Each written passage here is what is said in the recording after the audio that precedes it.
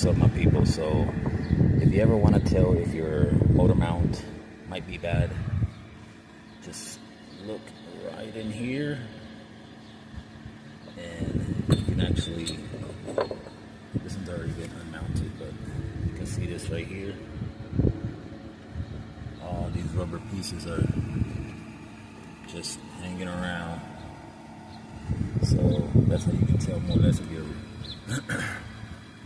engine motor mount gets bad.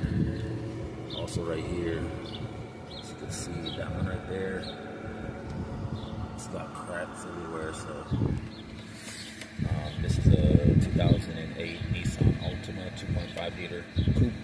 So that's how you tell your motor mount's bad. Thanks for watching. Hopefully we see you in the next video. Like, share, subscribe for more. See you in the next one.